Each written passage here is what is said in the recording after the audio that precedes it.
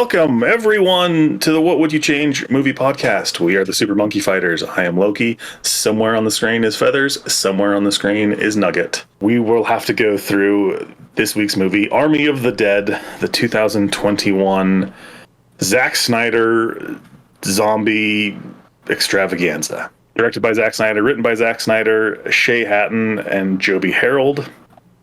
Stars Dave Bautista, Ella Purnell, Ana de la Reguera, Omari Hardwick, Theo Rossi, Matthias Schweighöfer, Nora Arnezeder, Hiroyuki Sanada. Garret Dillahunt is in this, and if you know who Garret Dillahunt is, he will always just be the goofy dad from Raising Hope.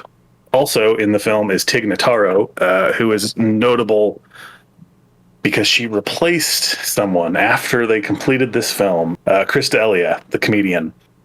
They filmed the entire thing, and then the Me Too movement came out, and he was the misconduct allegations came out about him, and they completely cut him out of the movie and reshot her and CGI'd her into all of his scenes. So it's interesting to know as well, like if you're paying attention and you're looking for that kind of a thing, like, oh, is she CG'd in? Or there's a lot of the scenes where it's just really blurry with her. And so you're like, was that intentional?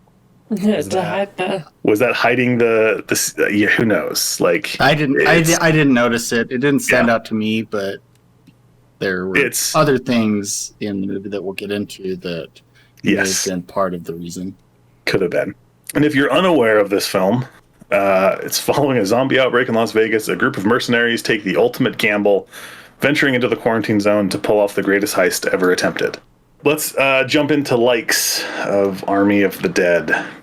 Feathers, it seems like it's been a while since you've gone first on likes.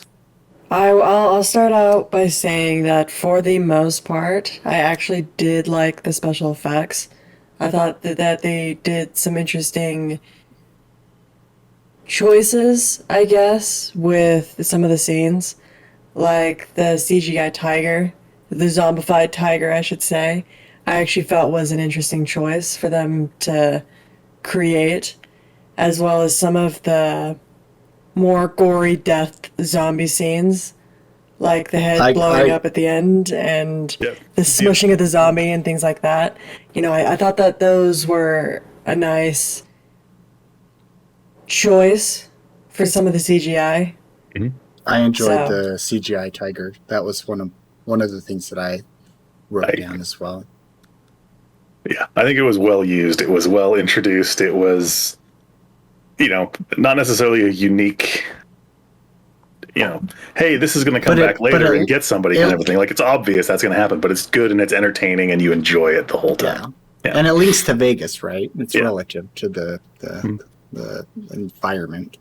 Yeah. It's a Siegfried and Roy tiger that somehow got turned into a zombie, which, you know, we don't talk about that, but, you know, you don't know what kind of zombie outbreak it is, right? That's the nice thing with zombie outbreaks is they're always vague. You know. They're always vague, but they do kind of make it a point that you have to be bitten to turn into a zombie. That's kind of what it bitten or is. Transferred through blood or saliva or something like that. So, or The Walking Dead, where everybody is a zombie, they just have to die first. That's the way that they went with it. So, yeah. Yeah. So I'll say though, for the most part, I did like the CGI, and it's interesting coming from a Zack Snyder film because usually with a lot of his CGI, it's very prominent that you can see it because almost everything in his movies is shot on a green screen. But I think the blending of real environments for this one did help to blend the CGI. Yeah. I'll say with Zack Snyder, he's a hit and miss for me in general. And he's one of his biggest hits for me is it's the remake of the Dawn of the Dead from 2004 or whatever it is. And he hits across the board on that one. I think he does everything well with it. And so that's where my expectation level was with this. 300, he did some really unique, you know, effects and camera work and blending things and making sure that it all flowed together really well. But it was also heavily stylized to look that way. Where this one wasn't. but they pulled most of it off, I think. Whereas his superhero movies, I will go out and, unpopular opinion, I'm not a fan of his superhero movies. But yeah, this one I did like that. Some of the makeup effects are forgivable to me, like the Queen Zombie. It looks like a makeup effect, and it's not bad, but it does kind of pull you out of it. It's still well done. Like I enjoyed it. It's just recognizable as what it is. Yeah. Whereas the tiger, on the other hand, was the CG. It's missing body parts. It's missing flesh. And that one was obviously CG. And, yeah. Stood out, but you can give it some leeway, I think. Yeah, and that's where I think it that one doesn't pull me out. It helps build it more because that feels more believable that the tiger would be falling apart as a zombie. So, and that's where I think some of the makeup just didn't quite look like that. It did in other ways, in other places. I really did like that, but yeah. I'll say that I also liked the idea behind the zombies, where you have the shufflers and the alphas, the ones that, do move a lot quicker because they're the ones that are specifically turned by the king zombie, I guess we'll call him. So that's fascinating to see. That way, it's not quite World War Z where all of them are fast, but it's not quite like a normal zombie movie where they all just shuffle along. You do have your separate categories so that it creates, I guess, a different type of zombie movie in that it's not really just one or the other. And it does make sense because they hibernate. They hibernate, and the sun melts their brains and things like that, to where it and dehydrates them. That's the one thing I really liked, where they're like, oh, they're all just dehydrated, or why don't we take them out? And they're like, well, because as soon as it rains, like they all come back because they soak up all the water. And there was some thought put into some of those kinds of things. Like that's a unique thing when it comes to zombie world for me. Zombie worlds is, that's the case, right? Okay, great. Yeah, the sun would completely dry them out, and then water would rehydrate them. They're zombie sponges, and yeah. Yeah, thinking back, I can appreciate at least that they put some thought into making the zombie complexity a little stronger. So I didn't think of that, but it's a good point. I mean, for me, it's still like most of this is a hit or miss for me. Like I do like that there's some unique thought put into those kinds of things, but the alpha zombies and the king zombie, the queen zombie, the shamblers, all those kinds of things, it feels more like it's an influence from video game culture where people are used to having bigger enemies and tiered systems when it comes to those kinds of things. And that's what this felt like to me, was like, oh, this is a video game. Like these are the Goombas that you can just jump on their heads, and then we get to the end and there's Bowser that's flinging fireballs at you. I would say one of my likes, aside from the tiger, is I think just the environment. It was pretty rich. I think it was well done. Like there was a lot. It was very detailed. I think that's how I'd probably put it. Just especially the external or the outside shots. Like so once they get inside, and just all the detail of everything within Vegas. And I like that they used. I don't know if MGM like gave them some money to like feature their properties or not, but they seemed featured, but they're also kind of at the heart of the strip. Landmarks, I guess whatever you want to call the heart, but they're very usually prominent and remembered by people. So I don't know if that's why they were featured, to try and make those connections with people, but I was kind of curious, and I'm not sure. I didn't look it up. I probably should have, but because it was in what the was it like the Olympus or something, wherever they were supposedly I think the zombies were in the Olympus. The zombies were in the Olympus, yeah. Which is it's fictional, right? It's the fictional. It's the store brand Caesar's Palace. Yeah. Yeah. Yeah. And so that yeah, like it would have been nicer if they used like a real yeah, for me, for the fact that they clearly identified real places in other shots. And then it's like, go to the generic hotel that isn't really a thing. So that was kind of a little weird. But I think overall I don't know I didn't look into how it was shot or anything like that, or what's real, what's not. But I think nothing stood out to me. And I think that's probably what I'm driving at, is it seemed to blend well together. I think the world building was really well done with this. Not just locations. I mean, even though, there's the things where they probably couldn't get the rights for, and so they had to change it. But it's a real place. It's recognizable. It's one of those things that helps you immerse into it. It's one of the things. The thing I think I love the most about this movie is the opening montage, which to me is the better movie. Like that's the story that they tell in that. During the song that plays, that's a more interesting story to me, and I think that they build a really good world and then they don't utilize it fully. I was expecting more disjointed. Yeah, I was expecting more. Oh, hey, there's a Siegfried and Roy's tigers here. Okay, great. Well, are they going to end up in Circus, and there's going to be a bunch of those kinds of things going on? Are they going to, what other crazy, wild, over-the-top, ridiculous things are going to happen because it's Vegas and because there's all of these things going on?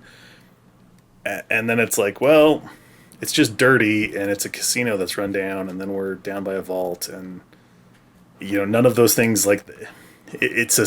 You wanted more theatrics because they're in Vegas? They set up like this was going to be a big, wild, and crazy adventure, and then it was not that. It was a zombie movie. It was a zombie movie, but it was also, they tried to build tension between characters and things, and you're just kind of you did that better without dialogue in the opening sequence that tells a much better story. Like, there's more drama involved in that I'm more interested in than anything else going on, and so...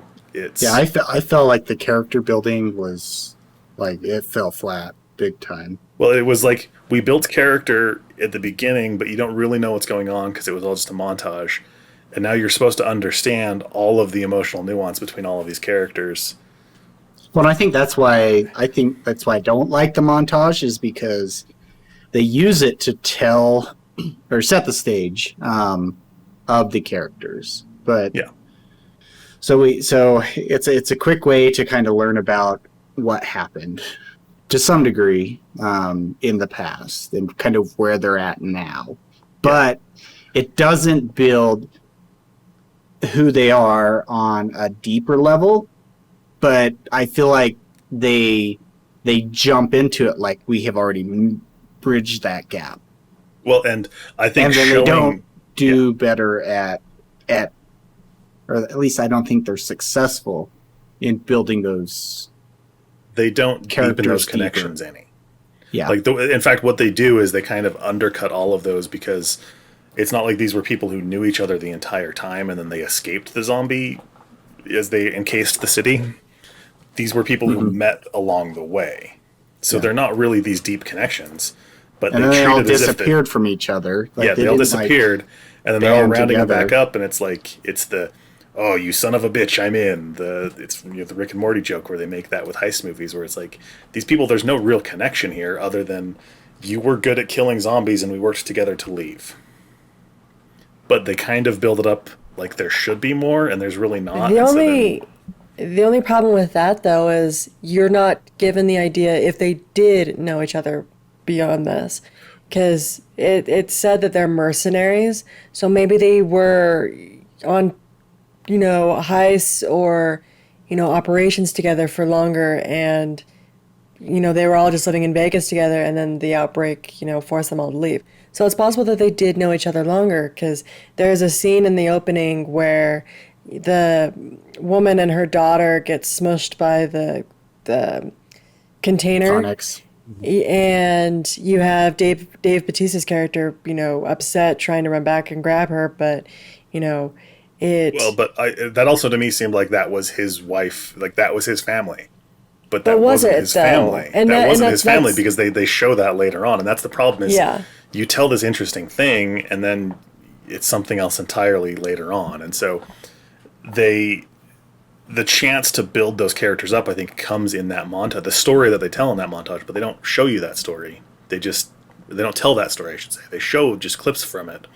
And you're supposed to just take it at face value that all these people are more than just, oh, you're the best safecracker around, which nobody knew the safecracker, but they're trying to build a romance between two characters, but there's really not much going on between them. And that's the thing, yeah. There's the father and daughter, but Dave Bautista is trying to reconnect with his daughter, and that whole story just doesn't make any sense because his wife was a zombie and he had to kill her, and then she doesn't hate him for that. Because she was trying to kill her daughter, and the daughter... They build this thing up like there's something between them, and then you're like, that's what it is? Because starting out the film thinking you've already explained what's happened to his wife, to Dave Bautista's wife, and then showing it later on, you're like, wait a minute. What happened up there then? Like, he seemed very distraught about that situation, and that's not the situation that caused the rift between him and his daughter. Like, it's just they're two disjointed stories, and it's like one of them felt really interesting, and I was expecting that, and what I got was montage of that followed by a completely different movie that kind of had threads of more interesting things going on that it didn't hit any of those things. So yeah. And that whole montage of them getting their old weapons, like who cares? Like they buried out. That was a lot of wasted time. Yeah, and that's the thing. Like he goes and gets his gas powered circular saw, and then we don't really even see him use it that much. Yeah, like it's not featured. Except in the montage. Very much. Except in the montage, yeah. Except in the montage. And that's the thing is, they build up this really big, interesting, this is going to be cool. There's going to be all these crazy things that happen. Like why wasn't he, slicing and dicing zombies all over the place with that thing? No, they didn't show anything. It's like... Yeah. I'm trying to think, did he even, cut something open? I can't even remember. They used the saw to cut through a wall. That was the only... Yeah. It wasn't used because they had a mercenary blade on it, which would have been terrible at killing zombies. The entire opening, for me, with the actual alpha zombie and the military transport and all of that kind of stuff, everything about that, for me, was terrible. Let's make the most unbelievable thing possible, which we could really have just made it. Why didn't the two get back in their Humvee? Why did there was any of the nothing things... wrong with it? Yeah. Why did none of them follow any standard procedure for what they're doing? And how do trained soldiers... I get that he's the alpha zombie and he's the badass, but it seems to me like he got them because they're just terrible soldiers. Not soldiers like rent-a-cops. They weren't actual soldiers. They were hired. Well, they were the Air Force. So. But the problem with that is how do they get then on transport duty? Because it's a high security transport. So if they're just rent-a-cops, how do they get onto the the escort? Well, and then the accident that happens. I don't know, Nugget. You would have more accurate thoughts on this, but it seems to me like that would have just been they didn't even stop and barely noticed anything hit. They didn't notice they hit anything. They hit an LHS, which is so. Yeah, it wouldn't have exploded like that for one. Yes. Those things will roll over cars pretty easily. Yeah. Like may or that's may to not me have like seen that firsthand, but yeah, and that's the thing. Whether even without firsthand experience on those kinds of things, you look at it the way it's designed, and you're like, that car's just going to go underneath it, and it's going to go over the top, and yeah, it may have tipped over, but yeah, but yeah, that would have It been wouldn't have exploded into a big blaze and glory. Yes. So yeah, talking about explosions. So when the gas can gets shot, Yes. so they're carrying helicopter fuel, which is very much the same as diesel fuel. Mm-hmm. So it would not have exploded by hitting a plastic gas can. Uh-huh. Those are the kinds of things that you need to elevate as filmmakers going forward. Like, yes, in video games, red barrels explode. We make that joke every time we see a red barrel in a game. But plastic gas cans in real life, like, we talk about it with the Terminator, right? Like, even with Terminator, it's diesel fuel. It wouldn't explode that way. But at least they show the spark plug spark to give you that level of believability, right? They just slow-mode on the plastic fuel can and like made it look like the bullet hole was glowing. Yes. Somehow it was a glowing bullet. It was a like, tracer round. Sure. It might have been a tracer round, right? But did we ever see any tracer rounds the entire time they were shooting? Yeah. And you need some kind of an explanation for that, or But right from the get-go for me, I was just like, oh, you told a better story. Well, I don't care about this movie anymore because all of it's stupid and unbelievable. And then you tell a better story in a montage than you do for the rest of the film. Yeah, so. I want to bring this up. The whole story about the lady who went back into the Vegas quarantine zone. Yeah. That the reason Kate his daughter goes back wanted to go in. Yeah. And then like what was all of that? Like, it made no sense. Like, why was she going back in? Oh, to get money? But then, like, when Kate was in there, like, she knew where to go? Like, did they explain any of that? Because I don't remember it. It was just a suspicion that, they'll be in the Olympus casino because that's where the zombie horde is, and if she got captured, it would have been there or something. It's also so like she's going to find her in 40 flights of stairs. They also didn't know that they were taking live, or did they? I can't remember if that was explained. The guide lady who goes in, I think she kind of glosses over some of that. Maybe. But I can't remember right. Like, but I felt like that whole story was weak, and then like at the end, she's just like, "Did she die? She died in the helicopter," and then like, all right, plot device. Well, and that's really where this movie, like, for me, falls apart. Is it doesn't know what it is. A heartfelt drama, kind of comedy, heist movie. Weird existential side plot that didn't really become anything. Like, when they get down there, 3 different stories being told. Well, and when they get down there, they see themselves, the corpses of themselves, right? Like, they're wearing the same clothes as them. Like, oh, we're not the first ones to come in here, and maybe it's this alternate reality where we're in this infinite loop. But whatever, that's just a thing that exists, but maybe not. Who knows? Like, the funny things didn't land as funny. The heartfelt things didn't land as heartfelt. The cutthroat things didn't even really land as cutthroat. Like, when they bring the security guard in that everybody knows is a scumbag, like, and they shoot him in the leg and use him as bait. Like, yeah, okay, great. Like, that didn't... We all saw this coming, that this was going to be, like, you guys we're not going to just be like, well, he's our friend now, because we needed a random dude to come in here. Like, that's the thing for me, is it builds up a lot and just doesn't quite deliver.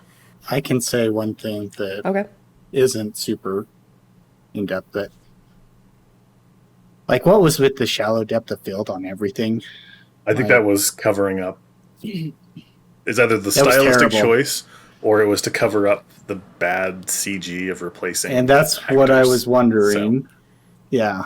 But it was terrible. Like it was always shifting in and out when they were moving, and it's like someone, to me, it felt like, oh, I learned how to use depth of field on a camera, so I'm going to use it on everything, right? That's what it felt like. Yeah. Well, and it's a stylistic choice to me that completely takes away any comedic attempt. Well, because you use that to try and focus on you're trying to focus the on prominent thing in the scene. And so, it can be used well for like dramatic effect. Well, and the entire movie isn't dramatic. And the thing is, it's for dramatic effect. It's to emphasize that. It's usually used in close-ups. Comedy doesn't happen in close. Comedy happens in wide. And it doesn't work in a wide shot. Like, it looks like a bad iPhone filter where the iPhone added those features in where it's like, we'll blur your background. And it's like half of your body is blurred and the other half isn't, kind of a thing. And you're like, this just looks dumb. Like, this is not how depth of field works properly. So that's the way it really felt for me. So just because you can do something doesn't necessarily mean you should do something. Because the whole montage bit, it just felt like, oh, this will be cool and this will be interesting and let's do this. Which montage? The beginning montage. The opening montage. Yeah. Because I don't need to see a shot of a guy's, junk area as he's running away from, I guess. I don't even know if they're strippers or what, because they're in like the weird outfits. It's just because the montage. The showgirls. I don't know if it's just because, I think the opening montage absolutely ruined the rest of this movie for me, because I'm watching it and I'm like, okay, that's a negative and that's a negative, and I feel so bad because I was nitpicking it. But why in the hell are they parachuting guys into the middle of zombies? It's like you're just hovering like little meat sticks in front of these zombies just to get eaten.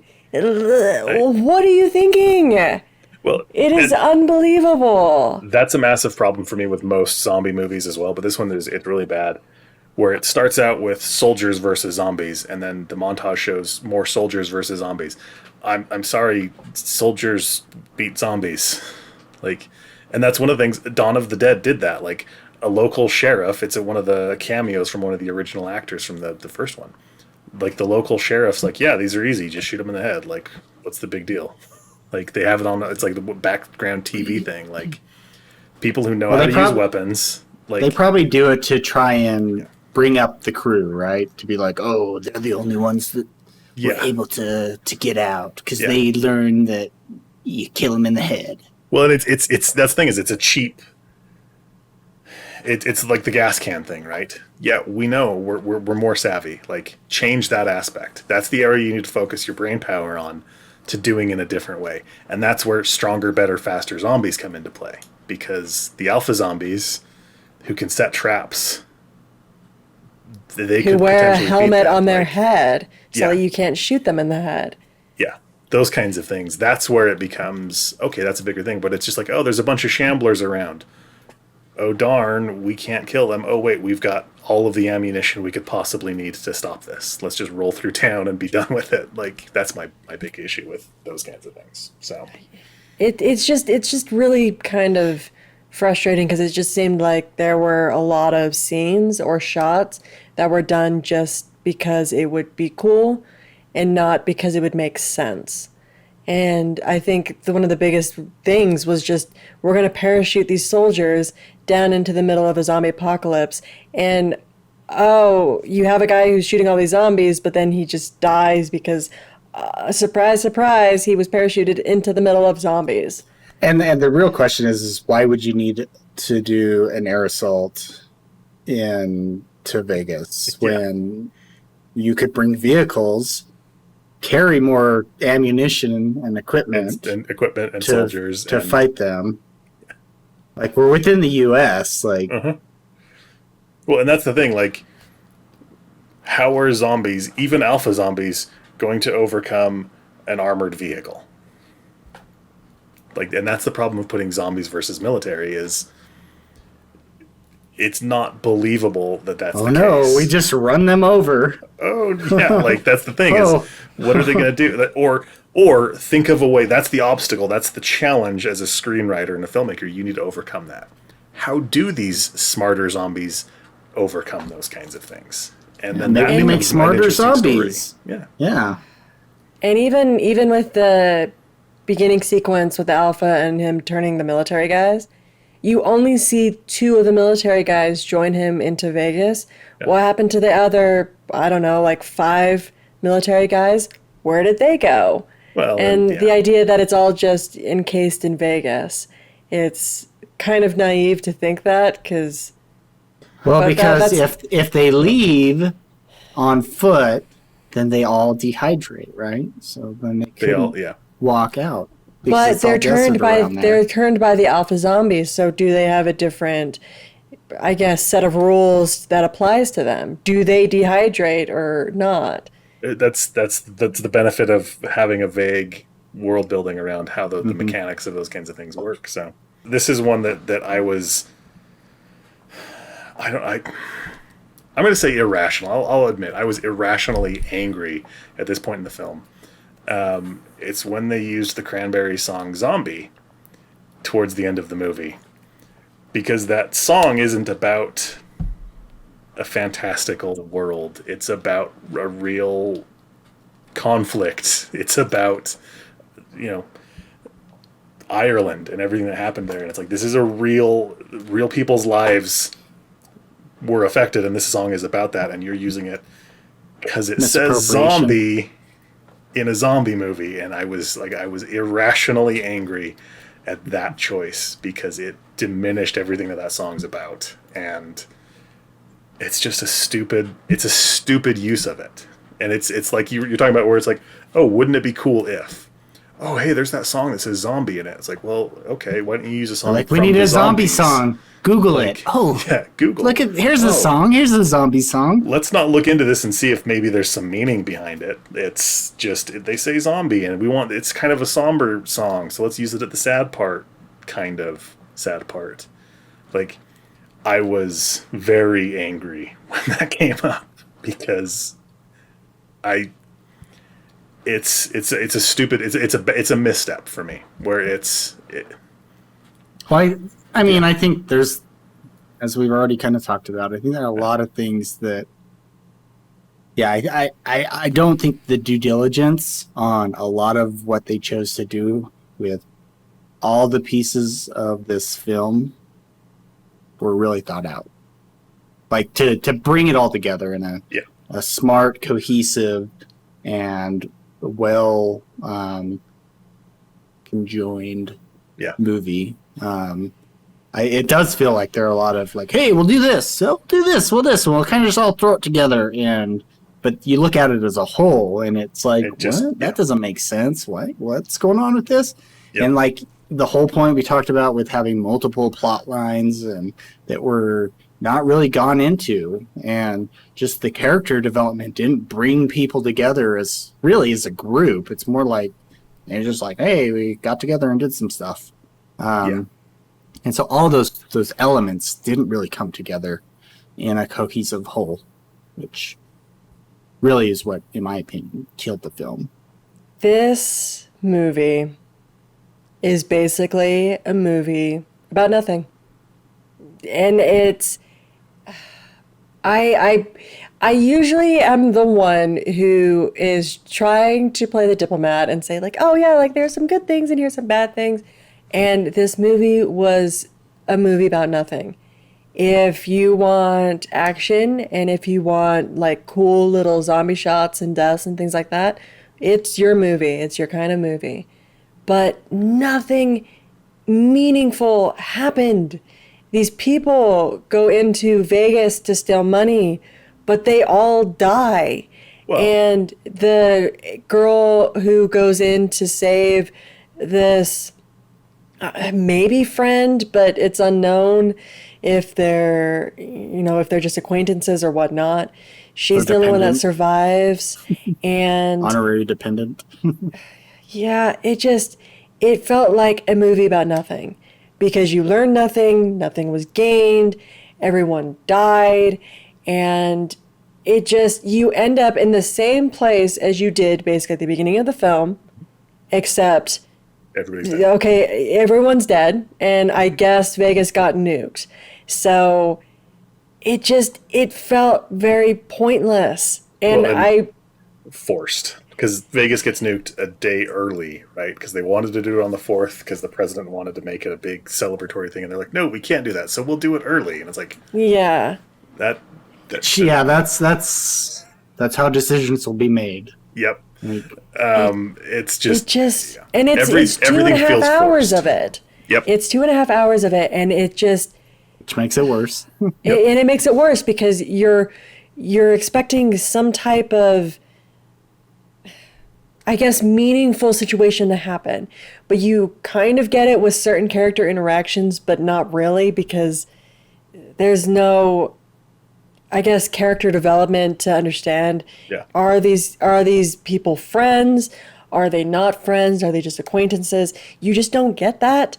They found the money, and I guess that's brought them together. That wasn't the money, but that wasn't the real point. That was the deception, because they wanted the zombie head so they could make more zombies.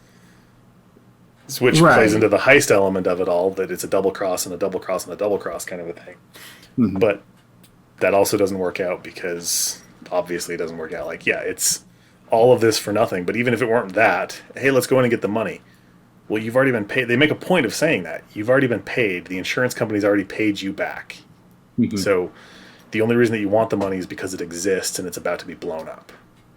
But the money doesn't exist because all of the serial numbers would have been tracked and then been, like, you can't use any of it. Like, that's one you have to put a little bit, think a little bit more, but you're already thinking about those things because they've set it all up. Like, all of these little nitpicky things, you shouldn't have to nitpick, but you've been doing that because they're there.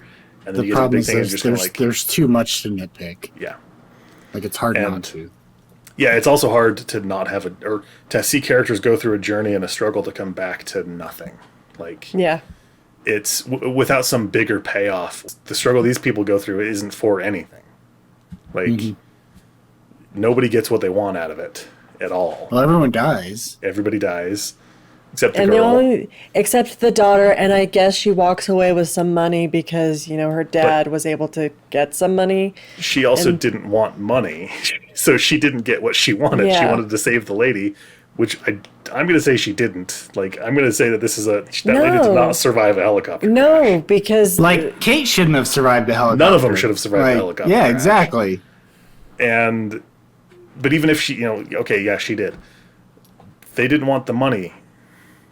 Like, that wasn't there. She didn't go in there to get the money. She went in there to get her friend or the lady who went. It would have been better if, like, we clearly understood that she did save her friend. Yeah, that would be a much better ending than what happened, and it wouldn't have taken much to do it. Yeah. Oh, hey, great! You've got this, and we've got the money, so your kids can live a good life. And they could have changed the whole helicopter killing.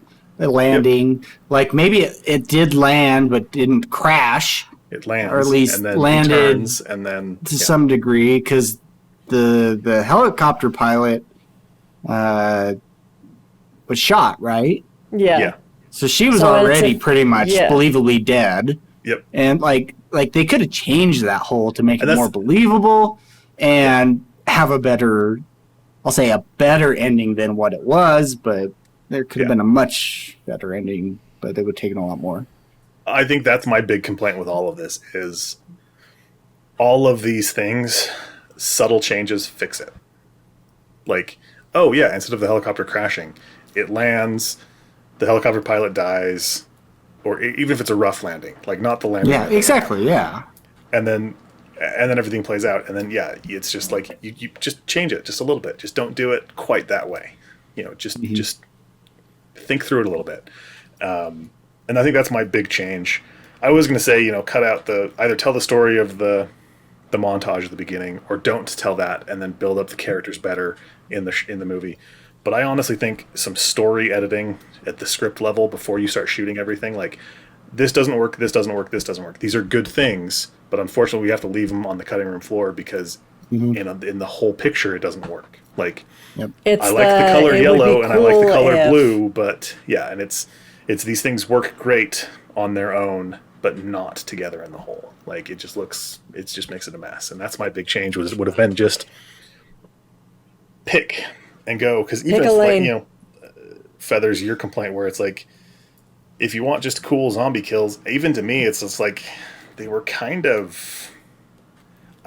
they weren't as creative as I wanted them to be. There was a lot of cool zombie things that happened, but it's just like, even those, I wanted those to be bigger and better and more over the top than they were. But yeah, I did like the hibernating zombie thing and like go.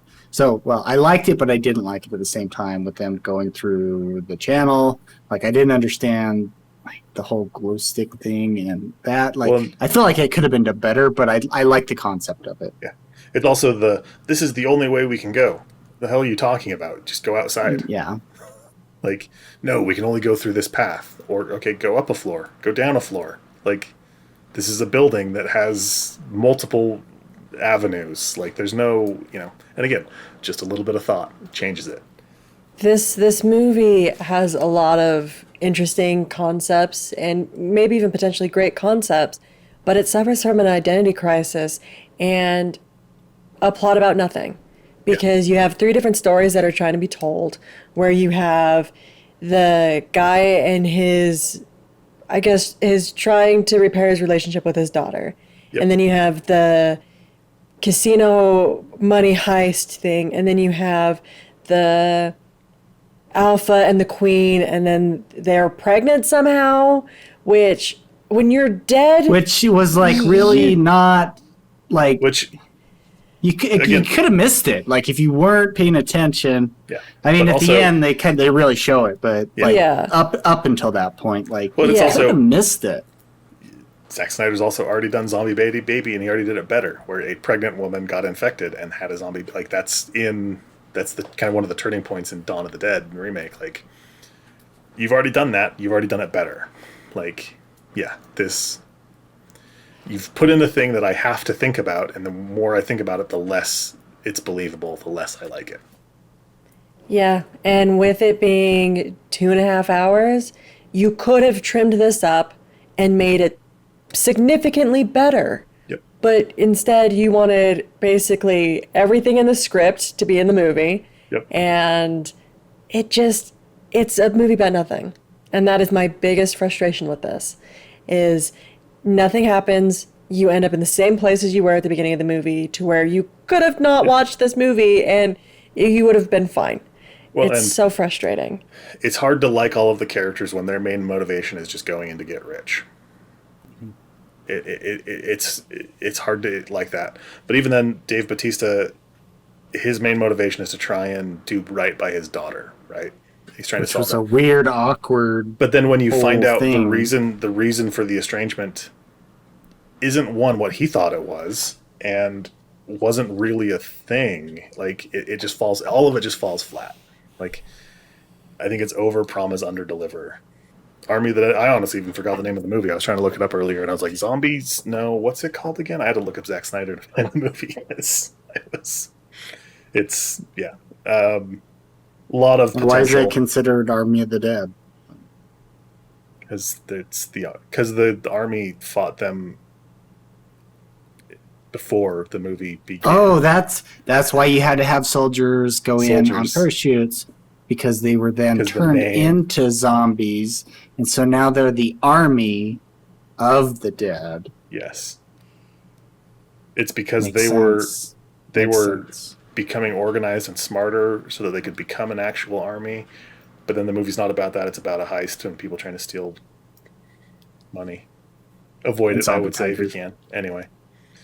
We will catch you in the next one. Adios.